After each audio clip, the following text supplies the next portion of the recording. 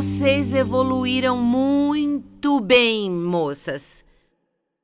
Evoluíram muito. No fim dos anos 60, a Morris, indústria de tabaco, lançou o slogan "Você evoluiu muito, moça", lançando o Virginia Slims, o novo cigarro só para mulheres. Nos anúncios, fotos em preto e branco mostravam mulheres em estado deplorável antes do movimento feminista, ao lado de outras fotos de mulheres modernas e muito felizes, mostrando sua emancipação do domínio masculino ao fumarem Virginia Slims.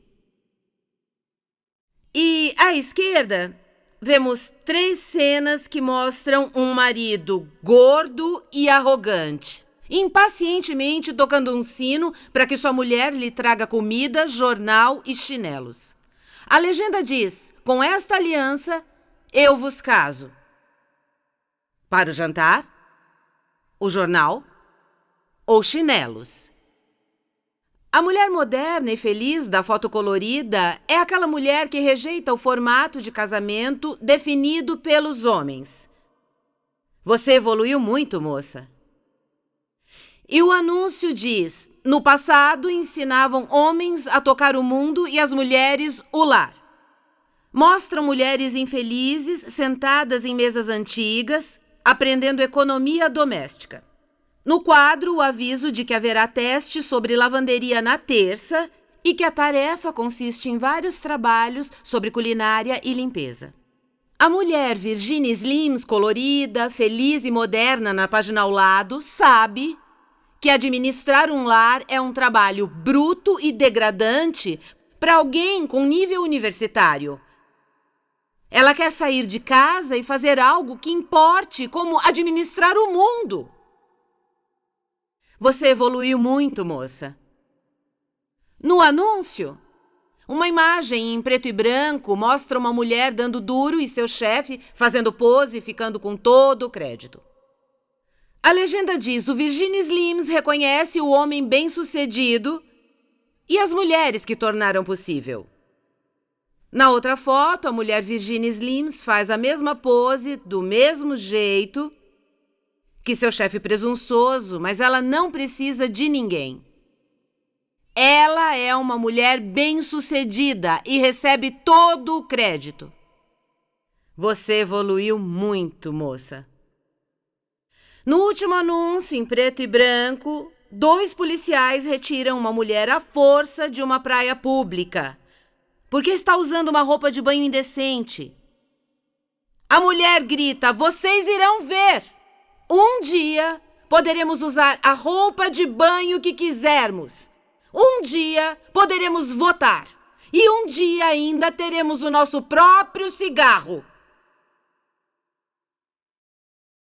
E ele retruca: "Será um grande dia." Mas a feliz mulher Virginia Slims tem a última palavra: será um grande dia, quando puder definir seus padrões de conduta sexual e de moralidade. Virá o dia em que ela acabará com todas as regras. Você evoluiu muito, moça. Em 50 anos, as mulheres evoluíram muito, mas evolução nem sempre é um caminho certo e nem bom. Até o final do século passado, a cultura ocidental abraçava o padrão judaico-cristão, a estrutura judaico-cristã de gênero, sexualidade e de propósito da família. O casamento hétero e a fidelidade eram conceitos valorizados e a norma para a sociedade. Todos concordavam que a responsabilidade do homem era guiar, proteger e prover a sua família, enquanto a responsabilidade da mulher era educar e cuidar dos filhos e do lar.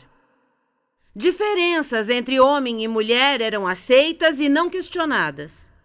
E para ambos, o senso de dever e responsabilidade com a família era muito maior que a realização pessoal.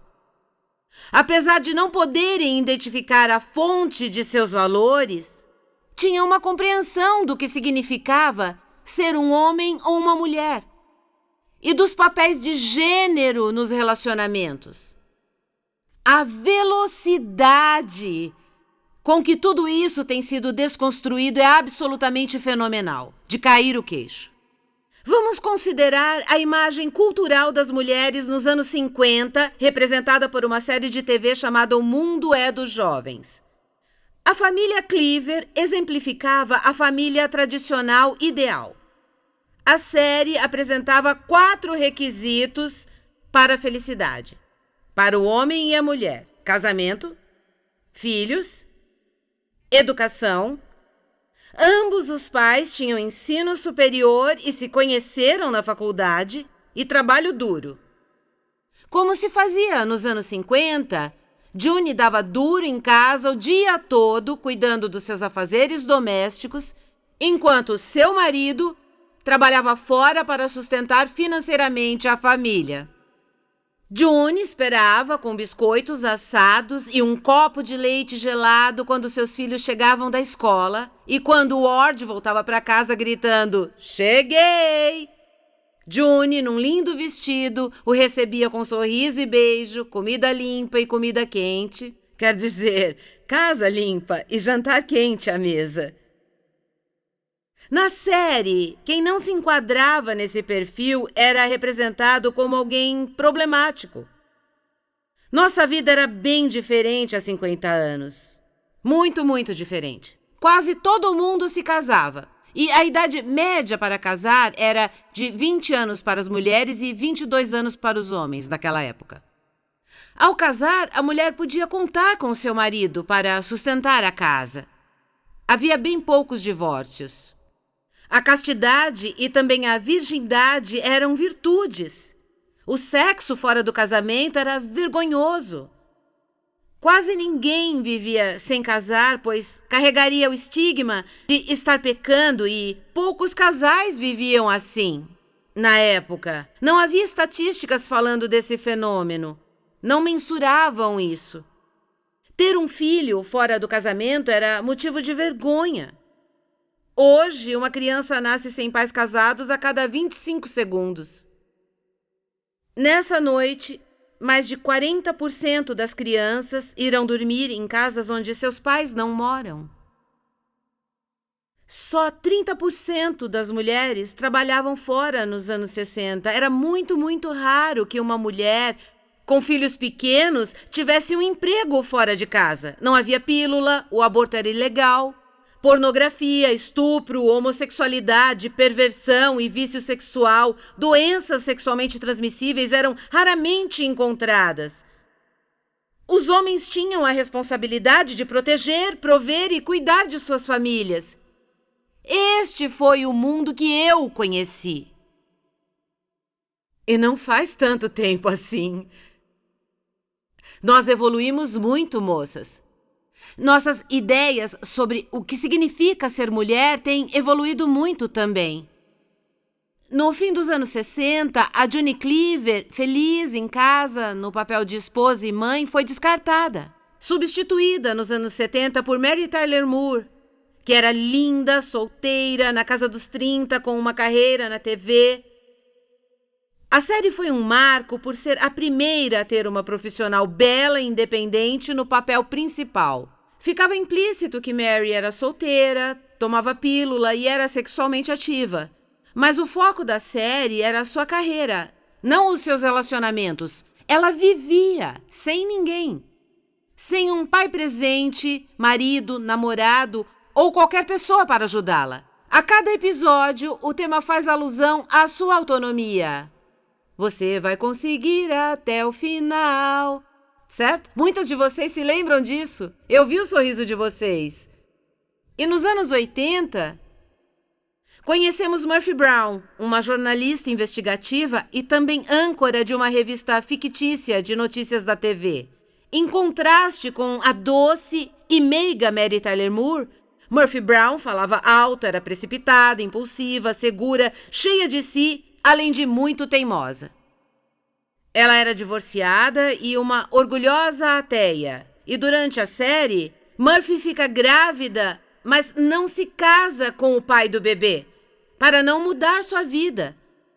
Assim, ela tem o bebê e o deixa aos cuidados de diversas babás para não atrapalhar sua carreira. A criança é só um detalhe no roteiro que gira em torno da autorrealização de Murphy. Os anos 90 nos dão Ellen, uma mulher que não trabalha para ninguém, é dona de seu próprio negócio, uma livraria. Ellen mora com um homem, mas seu relacionamento é platônico, ele é só um colega de apartamento. Ela não sente atração por ele e aos poucos descobrimos que ela não tem atração por homens. Ela é lésbica, uma mulher que gosta de mulheres. Ela tem o direito de definir sua própria sexualidade e moralidade e ninguém tem o direito de julgá-la. Ela é que está no comando. Como são praticamente todas as mulheres retratadas pela mídia na última década. De desenhos animados a séries e filmes, as mulheres são retratadas no comando. Não preciso de homem, sou poderosa, família, casamento e moral estão ultrapassados, tenho o direito de decidir, como ousa me dizer o que fazer? A mentalidade é essa. Na última década, nos inculcaram a ideia de que, quanto a relacionamentos, podemos ficar. Ter um relacionamento casual ou não, ir morar juntos, casando ou não, casar e se divorciar, engravidar ou fazer aborto, dormir fora, viver com um cara ou uma mulher, fazer sexo com homem ou mulher e participar de vários tipos de comportamento imorais e pervertidos, desde que sejam com amigos. É bem isso. Traduzindo, fazemos as nossas regras, ditamos nossos padrões, desde que ela seja legal. Não importa o que ela faz. Quem pode julgar? Isso está resumido na série popular de comédia feita para as mulheres, Sex and the City. É sobre egoísmo e irmandade. Desde que as mulheres sejam leais a si mesmas e depois às suas amigas, estão no caminho certo. Solteiras, casadas, lésbicas e héteros, promíscuas, pervertidas, sejam vulgares, imaturas e grosseiras, mas se cuidarem de si e das outras, sendo amáveis, tudo bem. Nessa nova visão, os homens são chatos, carentes, não muito espertos e pouco confiáveis. Foram marginalizados e desmasculinizados, usados, julgados e descartados como um lenço de papel. A personagem Charlotte só hesita por um momento antes de vender seu anel de noivado para ajudar sua amiga a dar entrada em uma casa. Hoje em dia, a sinopse do mundo feminino é viver uma vida egoísta, com moral própria, neurótica, narcisista, superficial e com adultério. A personagem principal da série resume bem quando aconselha as mulheres que a relação mais estimulante e significativa de todas é a que você tem consigo mesma. Bem, em poucas e curtas décadas no decorrer da minha vida, o ideal de uma mulher realizada foi de alguém que serve e exalta seus filhos, marido e comunidade, e exalta a si mesma, e tem um tipo bem diferente de comprometimento, uma visão bem diferente em relação a homens e mulheres. Isso traz a pergunta: como isso aconteceu? Como é que foi? Os fatores são muitos e complexos, mas grande parte do quebra-cabeças é o feminismo. É uma filosofia distinta que sacudiu as bases da sociedade no início dos anos 60. Como um tsunami, faz tremer o fundo do oceano. Feminismo é mais um ismo, como ateísmo, humanismo, marxismo, existencialismo, pós-modernismo. O ismo indica que estamos lidando com uma teoria filosófica, uma doutrina, um sistema de princípios e ideias. Veja, o feminismo engloba muito mais do que a busca cultural do movimento pelos direitos das mulheres. É mais do que costumes do passado. É mais do que moda antiga. Mais do que os colares hippies de nossas mães. O feminismo é uma visão distinta, uma cosmovisão com ideias próprias, ideologias, valores e pensamento. E querendo ou não admitir, você sabendo ou não, todas nesta sala fomos profundamente afetadas pelo feminismo. Vocês podem pensar que hoje estamos fazendo uma incursão intelectual na filosofia do passado, que é um exercício inútil. Mas, mulheres, é a história que nos ajuda a entender essa cultura e nos equipa a entender um caminho futuro. Num período difícil, a nação de Israel contava com homens de Issacar. Homens! A Bíblia diz em 1 Crônicas 12:32, eram destros na ciência para saber o que se devia fazer. O meu propósito hoje é ajudá-las a entender nossos tempos. Eu quero que entendam os tempos para que saibam o que fazer e como viver. Oro para que Deus levante uma contra-revolução feminina. Daquelas que conhecem nossos tempos em uma mão e a verdade, a claridade e o amor pela palavra na outra.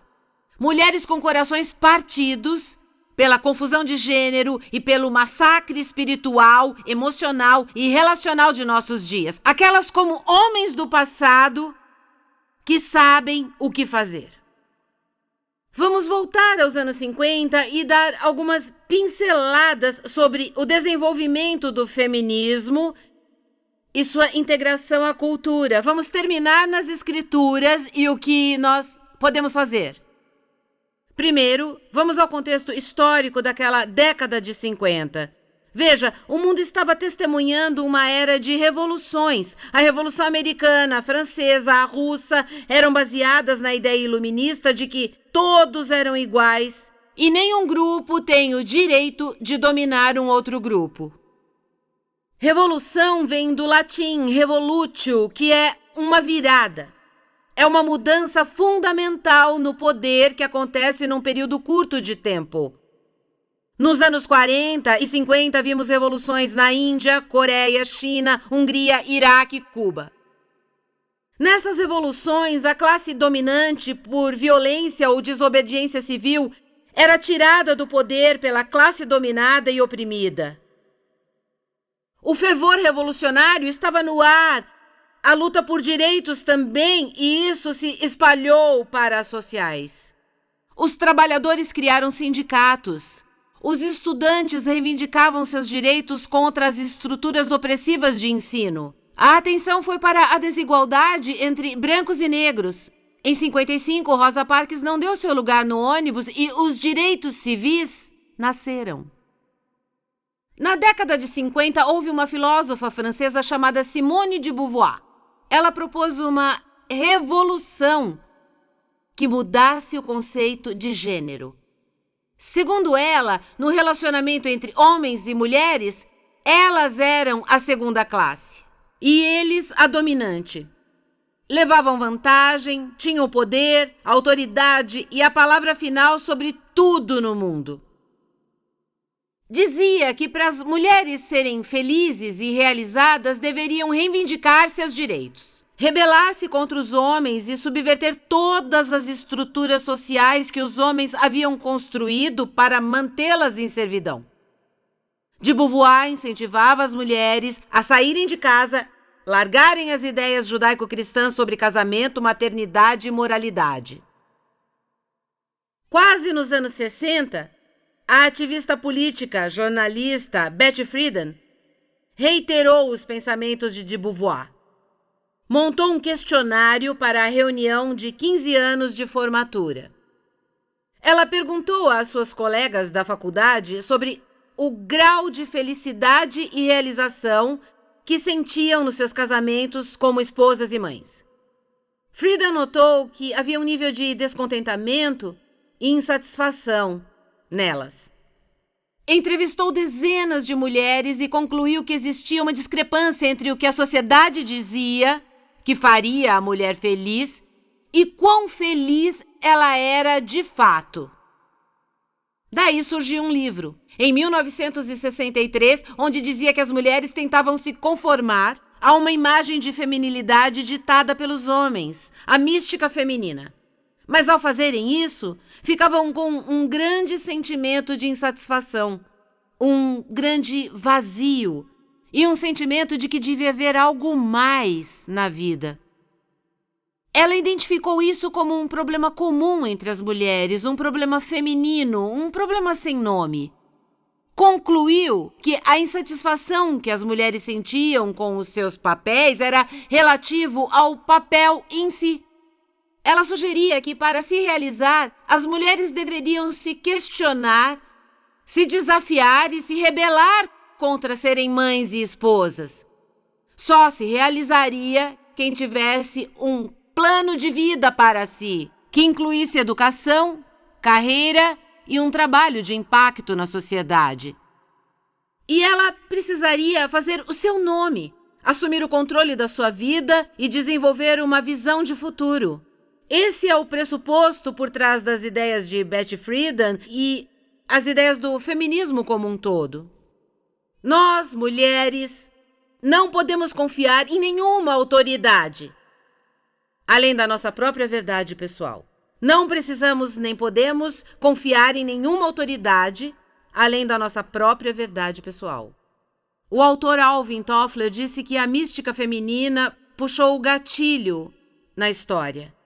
E uma vez que essas mulheres aceitaram essa premissa básica de não confiar em mais ninguém além de sua própria verdade, colocariam seus pés num caminho que as levariam e a sociedade numa direção diametralmente oposta ao coração, propósitos e caminhos de Deus. Os escritos de Simone de Beauvoir e de Friedan ficaram populares entre as norte-americanas. Evidentemente, muitas delas experimentaram frustração e descontentamento. E muitas delas desejavam algo mais proposto pelas feministas. O problema estava exposto e as feministas achavam que era o problema. Ainda não haviam encontrado uma palavra para descrevê-lo, mas isso veio muito rápido. Nos anos 60, no final deles, a autora feminista Kate Millett usou o termo patriarcado para descrever o problema sem nome. Patriarcado deriva de duas palavras gregas, pater, que significa pai, e arche, que significa mandar. Patriarcado era então definido como o pai que manda. Elas argumentavam que o patriarcado era a causa do sofrimento da mulher. Patriarcado, a condição de se ter um homem na liderança, papel de autoridade que causava sofrimento e mágoa à mulher. E não era só o conceito abstrato de homens tendo mais poder que as mulheres, fazia parte das estruturas familiares, sociais, políticas e religiosas da sociedade. Estava atrelado à nossa etiqueta social, costumes, rituais, tradições e leis, e no sistema de ensino e na divisão do trabalho, e tudo era responsável por manter o homem numa posição dominante e a mulher numa posição submissa e subserviente. O patriarcado foi visto como a principal causa de descontentamento, e apenas o fim de toda essa estrutura patriarcal poderia levá-las à liberdade. Só quando a mulher se libertasse das regras judaico-cristãs tradicionais definidas pelo homem, poderia encontrar a realização. E então o gatilho foi puxado. No início, as feministas exigiam o direito de se definirem, queriam rejeitar as diferenças que as tornavam fracas para se tornarem como homens. Se vestiam como homens. Sim, fumaram, beberam, xingaram, exigiram liberdade sexual e participação no trabalho. Grupos feministas que eram recém-estabelecidos como a Organização Nacional de Mulheres lideraram lobbies e demonstrações para promover a pauta feminista que consistia desses pontos. Autodeterminação. A mulher podia decidir quem ela era e ter a liberdade legal de agir sem seu marido. Liberdade biológica. Levou as feministas a fazerem o controle da maternidade, aborto legalizado, creches públicas, técnicas reprodutivas, como bebês de proveta, o que tirasse dos seus ombros o dever de conduzir e cuidar de seus filhos e colocava isso nos ombros da sociedade. Independência econômica, salário igual para trabalho igual, além de mudanças nas práticas financeiras, integração total, ação afirmativa. As mulheres queriam isso com paixão e fervor. Liberdade sexual, mudanças nas leis do adultério. Fizeram piquete no The New York Times contra a segregação de gênero, na seção de ofertas de emprego. E ainda organizaram um protesto no Miss Estados Unidos. E, apesar da ideia do feminismo crescer, a adesão ao feminismo não era tão grande. E as suas fundadoras concluíram que as mulheres, como um todo, precisavam compreender melhor. Não entenderam. Não percebiam que a sua situação era deprimente ou como os homens eram maus e quão oprimidas eram por buscar felicidade na maternidade, em ter filhos, em serem esposas. Precisavam de algo para mostrar o quão infeliz era a sua situação e, sem querer, quase sem querer, acharam algo. Feministas de Nova York descobriram que se elas reunissem mulheres em pequenos grupos e fizessem com que elas expusessem suas feridas e queixas contra os homens, todas as mulheres do grupo começariam a se aborrecer com os homens, até mesmo aquelas que não tinham nenhuma ferida ou queixa. E sua raiva iria para a ação. Seriam empoderadas para se rebelar contra a autoridade dos homens nos lares e na sociedade. Todo homem, no lar, na sociedade como um todo, e mudar as regras do jogo. Isso é um aumento de conscientização. Nada novo. Aumento de conscientização foi uma técnica política utilizada pelas tropas de Mao Tse-tung e seu slogan era: fale de amargura para lembrar a amargura, fale de dor para lembrar da dor. Para promover discórdia e instabilidade em uma vila, seus políticos reuniam as mulheres da cidade e as faziam contar suas dores. Me conte sobre a dor que você sente. Elas eram encorajadas a falar sobre a sua dor. A relutância inicial deu lugar à ira coletiva, com cada mulher contando o estupro pelo senhorio, a venda como concubinas ou abuso físico. E enquanto elas desabafavam, sentiam uma nova força que as levava a um poder para uma ação. Por exemplo, em uma vila, um homem foi fisicamente surrado e atacado por todo um grupo de mulheres por não tratar bem a sua esposa. Juntas, elas tiveram força para agir e enfrentar a situação e decidiram provocar a mudança. E foi assim que Mao Tse-tung fez a revolução. A feminista Cathy Sarah Child organizou um guia para o aumento de conscientização e o apresentou na primeira conferência de libertação feminina, que foi sediada na cidade de Chicago. Ela propôs que o movimento feminista usasse essa técnica política para iniciar uma revolução de gênero em larga escala, com grupos de conscientização, pequenas faíscas de descontentamento que elas sentiam iriam se acender, formando uma explosão de descontentamento e ações políticas.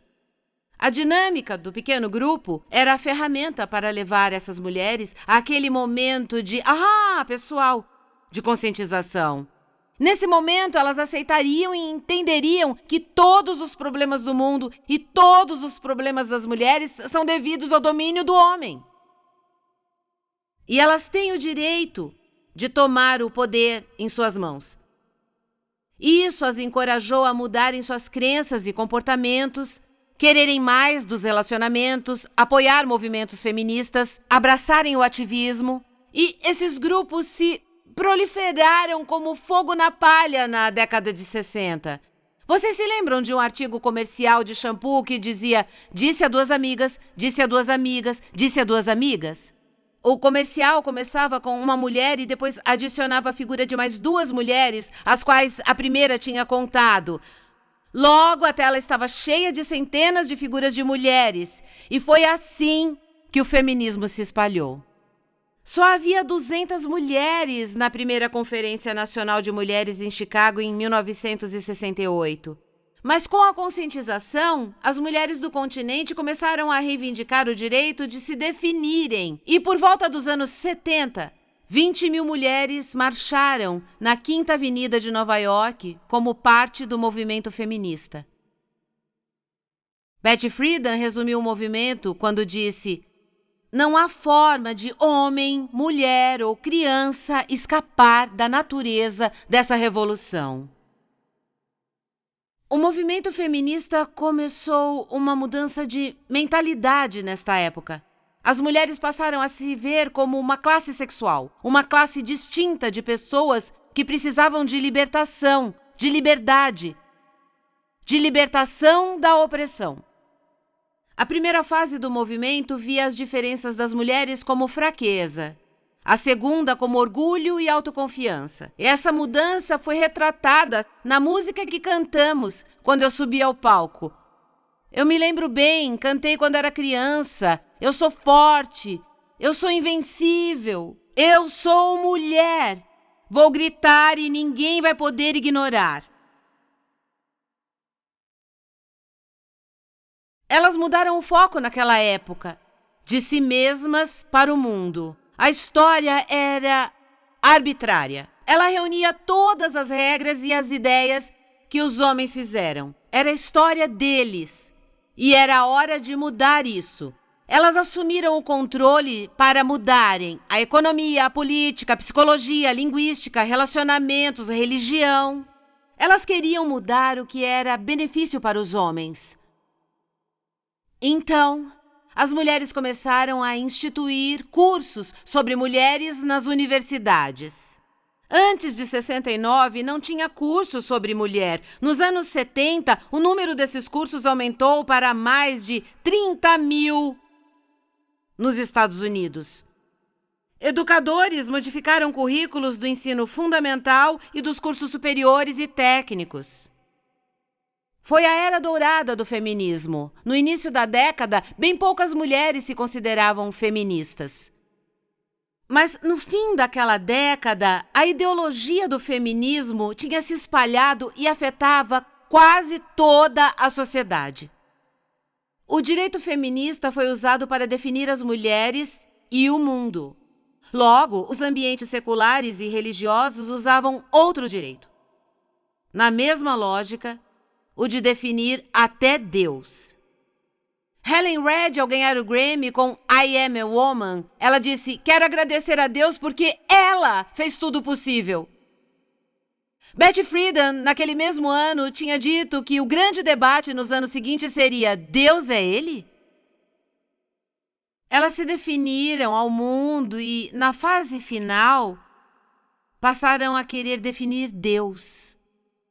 Concluíram que, se Deus é homem, o homem seria Deus. Portanto, Deus não é Ele. Quem ou que seria Deus? No feminismo, mulher decide. No fim, quer dizer que elas mesmas são Deus. Seguindo a lógica. A metafísica feminista ensina que cada mulher possui divindade em seu próprio ser. Filosofia da nova era, adoração de deusas, são todas expressões da espiritualidade feminista. Vocês nunca se perguntaram por que os anunciantes dão nomes de deusas a depiladores e vendem seus produtos como capazes de deixar a sua perna lisinha, digno de uma deusa?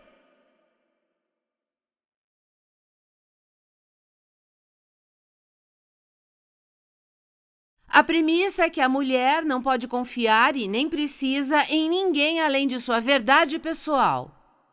Esse foi um rápido panorama do caminho que temos trilhado nos últimos 40, 50 anos.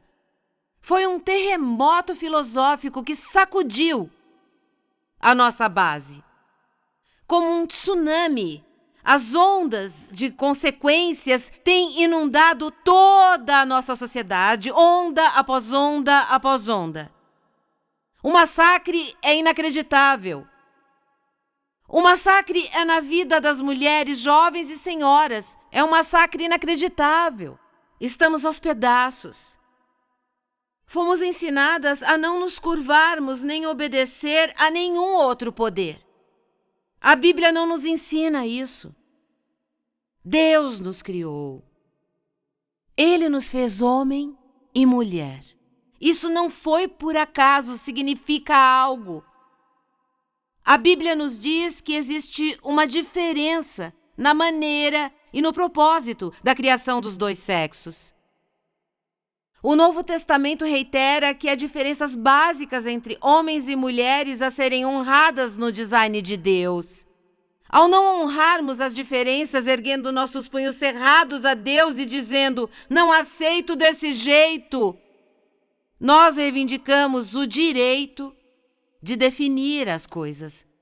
Nós assumimos autoridade. Definir é um direito que pertence a Deus. Ele fez a terra e criou o homem. Não temos o direito de questionar a sabedoria do seu governo. Deus falou em Isaías, ai do que contende com o seu Criador, daquele que não passa de um pequeno pedaço de vidro entre os cacos no chão. O barro diz ao oleiro, o que está fazendo? A obra pode dizer, não tem mãos? Sobre coisas vindouras me pergunta sobre meus filhos? Ou você me dá ordens sobre o meu trabalho? Fui eu que fiz a terra, e nela eu criei a humanidade. Isaías 45, 10-12. Paulo admoesta em Romanos, quem é você, homem, para questionar a Deus? Pode o formado dizer ao que o formou, por que me fizeste assim? O oleiro não tem o direito de fazer do mesmo barro um vaso para fins nobres e outro para uso comum? Romanos 9, 20 e 21. O Criador planejou dois sexos diferentes e esse é um fato que não ousamos banalizar. 1 Coríntios 11, 8-12. O homem não se originou da mulher, mas a mulher do homem. O homem não foi feito da mulher, mas a mulher do homem. No Senhor, a mulher não é independente do homem, nem o homem independente da mulher. Como a mulher vem do homem, o homem nasce da mulher, mas tudo provém de Deus. Nada popular. Esse texto não faz sucesso hoje, não é? Nada popular. Mas eu sou louco o suficiente para crer que Deus sabia o que fazia. E o que fazia era bom, de fato, era muito, muito bom.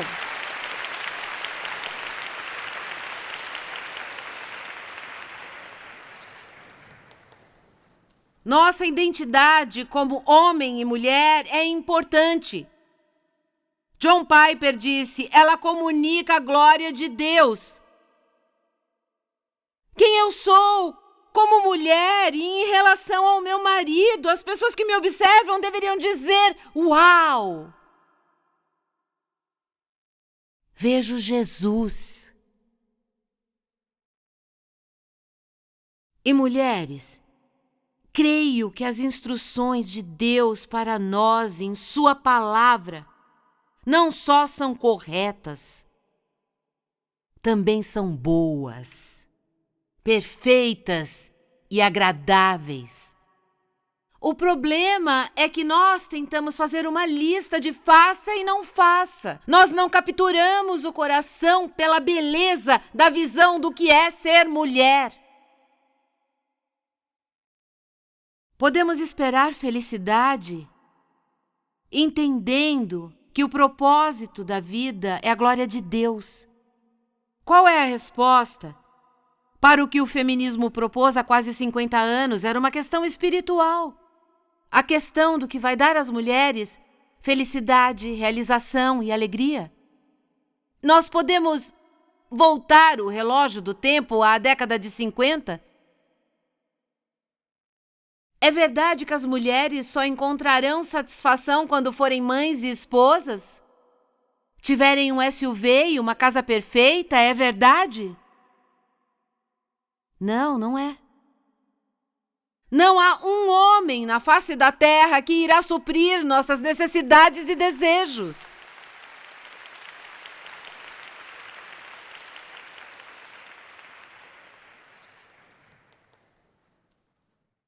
Vamos apontar esse desejo para o alvo certo. Fomos criadas com necessidades e desejos de modo a nos direcionar, nos atrair, nos cativar, nos incitar, a nos apaixonar por Ele, para quem todos os desejos apontam. E é verdade.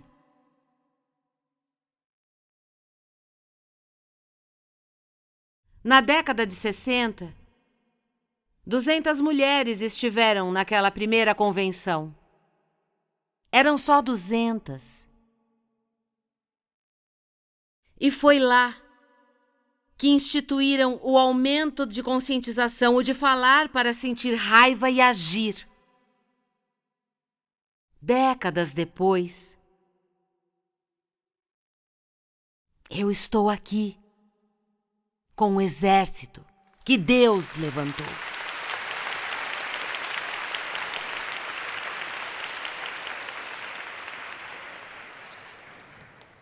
Exército que sabe que não é por força nem violência. As armas que usamos não são armas do mundo. Tem o poder dos céus para demolir muralhas e colocar o mal de joelhos.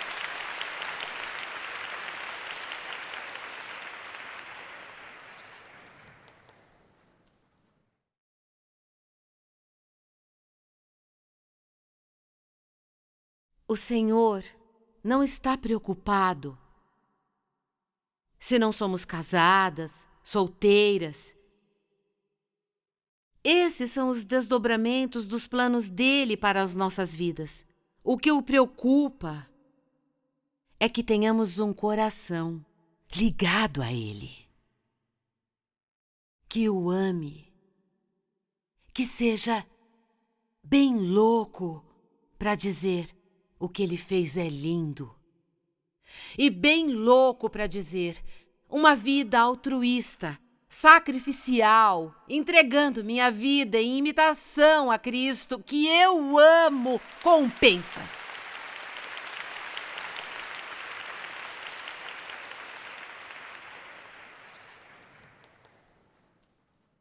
É assim. E é só assim que vou descobrir o caminho para a felicidade. Para quem vocês vão dizer sim, porque fomos inundadas com imagens todos os dias diante de nós. O que o mundo nos dá para a felicidade? A solução do mundo para o meu problema, desejo, descontentamento. Cristo é a solução. Só Ele. E eu quero estar com vocês e orar para que se levantem e comigo digam sim. Sim, Senhor. Que assim seja. Amém, Senhor.